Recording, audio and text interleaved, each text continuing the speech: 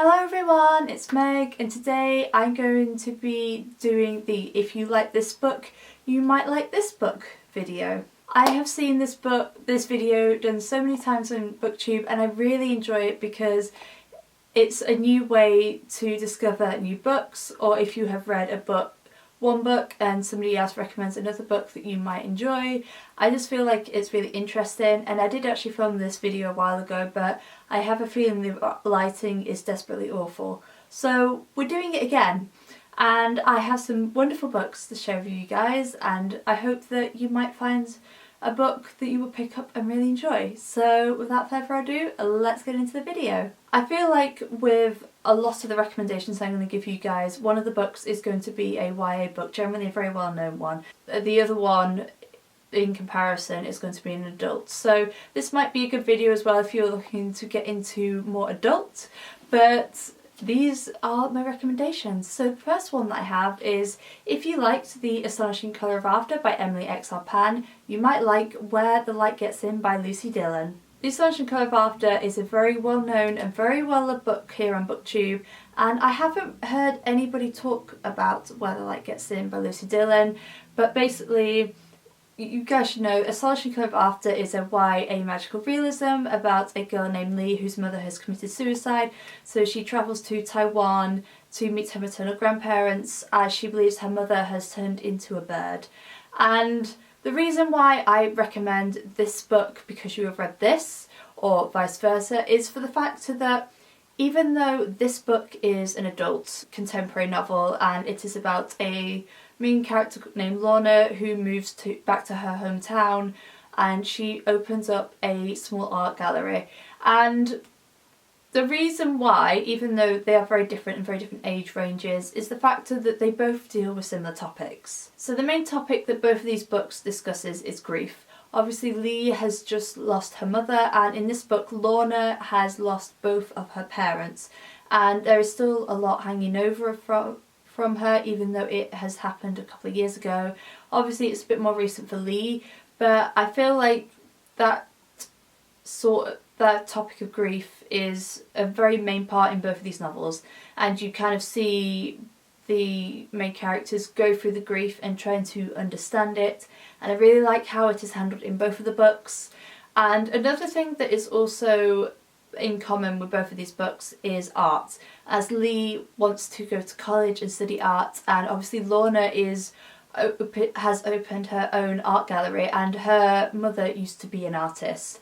So there is that factor as well, and art is a very main theme of both of these books, which I really enjoyed. And also there is magic in these books. This is a magical realism. This isn't marketed, I don't think, as magical realism, but there's definitely an essence of magic in this book. You can feel it as you are reading it, and I really love that. It just kind of underlies throughout the book, and you really get to feel that magic, especially towards the end.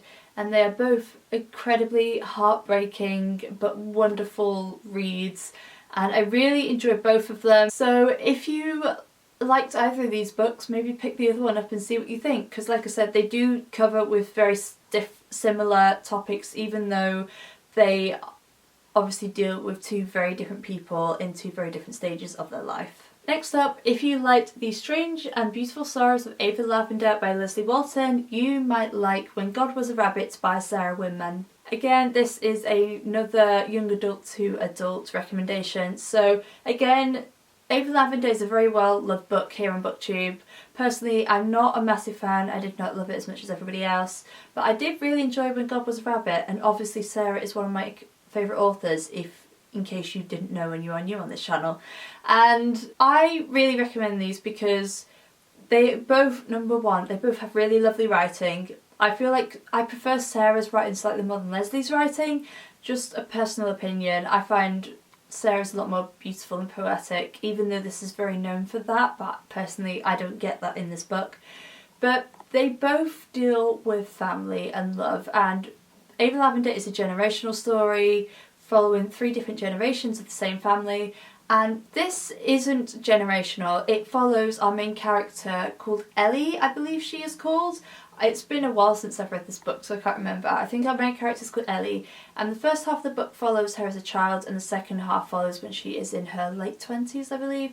So they both deal with family, and they are both magical. Again, this is a magical realism book. I don't know if When God Was a Rabbit has been marketed as magical realism or is classed as magical realism, but it is definitely magical. So again, there's that underlying thing of magic for both of the books, and they both deal with family, which is a big part of both of these books, and love of all different kinds, whether it is to do with family or it's platonic or romantic. It deals with in both of these books. They just have really wonderful characters throughout all of these stories. It's really nice to get to know the characters and get to know them as they grow up and as they get older, which is something that you follow throughout both of the books with these characters. And again, they're just really lovely reads who, even though they are very different, they do definitely have some similarities. So if you have picked one of these books up but not the other one, definitely pick them up, give them a go, and let me know what you think. Next up, if you liked Eleanor Oliphant is Completely Fine by Gail Honeyman, you might like Counting by Sevens by Holly Goldberg Sloan. Again, another YA and adult fiction sort of similarities. So I feel like most people will have heard of Eleanor Oliphant because it blew up when it first came out. I think it's the end of 2017, maybe? Or it might have been end of 2018, might have been, I don't know. Whenever it came out, it blew up. And I absolutely adore this book. It's one of my favourite books of all time. And then I read Counted by Sevens earlier last year. It was one of the first books that I read of 2019. And even though they are about two totally different people with totally different circumstances and different parts of their life, like my first recommendations, they both deal with the topic of grief. And especially in Counted by Sevens, it is a really main thing in the book, as our main character called Willow, her parents die in a car crash and she is taken in by a family. And obviously Eleanor Oliphant is very different for the fact that it's about a woman in her 30s called Eleanor Oliphant who lives a very mundane and lowly life. She doesn't have any friends, she doesn't socialise, she doesn't really have any family, and like I said, both of them deal with grief again, but I feel like the main thing about these books is learning and knowing that you can choose your family.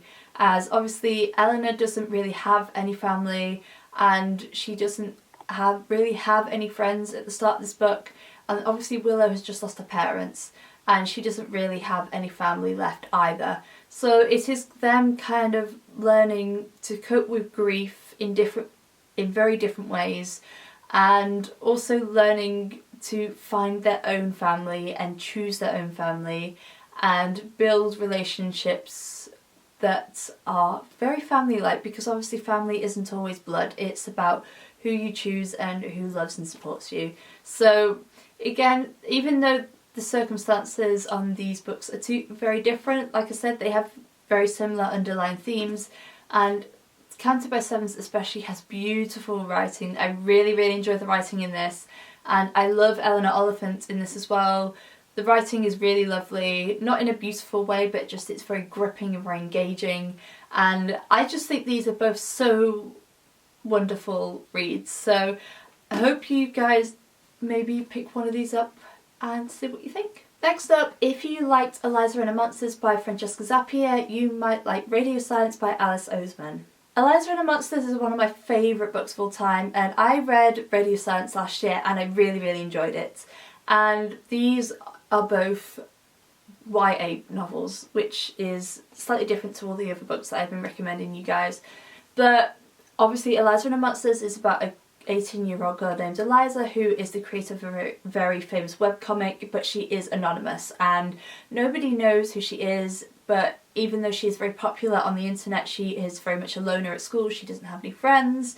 And then Radio Silence is about our main character named Frances, who is in her final year of sixth form. She is applying to university, she's head girl, she's very academic, and I feel like when I have seen people do comparisons, they have compared these two books, and the more I see that, the more I see the similarities on them. And I guess because both of these books deal with academic pressure. That is one of the things. I feel like it discusses it more in Radio Silence than in Eliza and the Monsters, but the characters in both of these books are the same age. They're both 18 years old, and like I said, I feel like it does definitely discuss it more in Radio Silence, and kind of that thing of how society says that we have to go to university, we have to go straight out of school or out of college, and you have to get a good job and all that sort of thing. And it does touch upon that in Eliza and the Monsters, but not quite as much. But it is a similarity between the two books. But I also feel like one of the main things that both of these books have in common is being an online creator, because obviously Eliza is the creator for a famous webcomic, and one of our main characters, Elide, in this book is the creator of a very well-known podcast called Radio City or something. I can't even remember what it's called, but he is the creator of a podcast, and it's kind of about that thing of being a creator and the pressures and expectations when it comes to being an online creator, and kind of dealing with fans and speculation and all that sort of thing. And both of these books also cover mental health. Eliza and the Monsters specifically covers anxiety and panic attacks, and I find that extremely accurate and relatable. And I guess from what I gather, Radio Silence does cover mental health, but kind of more general mental health, if that makes sense. It's been a while since I've read this, so I can't remember the specifics, but I like how both of the books tackle the topic of mental health and all the other topics, such as like education and the pressures of education, and also being an online creator and the expectations and pressures that are put on there. But yes, I feel like these are very good examples once again. And these are two of my very nearest and dearest favourite books. So I hope you might pick one of these up and you might enjoy it, or you pick both of them up and I hope you enjoy both of them. And last, but by certainly no means least, if you liked Anne of Green Gables by Ellen Montgomery, I think you would like I Capture the Castle by Dodie Smith. I feel like Anne is a story that a lot of people know, whether you have read the book or you have just watched an adaptation. But in case you don't know, it is a story about an orphan girl named Anne who comes to live with the Cuthberts on Prince Edward Island, and it is basically a coming of age story about her growing up.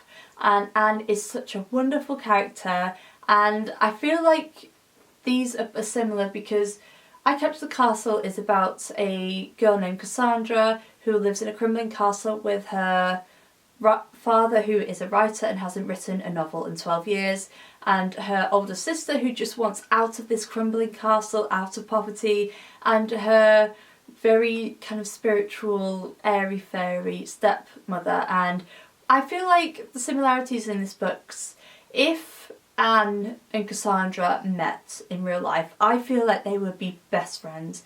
They are so charismatic, both of them. They have their own opinions, they're not afraid to say what they think, they both want to be writers. They are just such wonderful characters who see the world in such a unique way, which honestly is the main reason why I recommend these. And I feel like I said, a lot of people have read this book or have seen an adaptation, but I feel like a lot of people own I Capture the Castle but have not read it.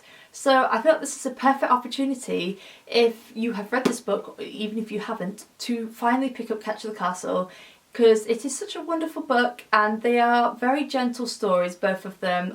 They are kind of coming of age stories, I guess. I'd say more Anne than I Capture the Castle, but they are just so charismatic. You will get sucked in by both of these characters, you will fall in love with them. They are by no means perfect, but that is what you love about them so much.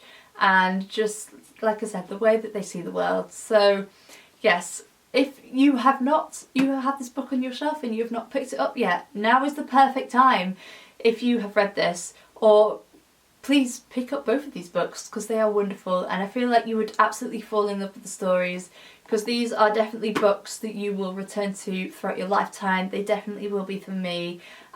Yes, definitely some of my favourite recommendations in this video, so make sure you go and pick them up. So that is it for this video. I hope you guys enjoyed it.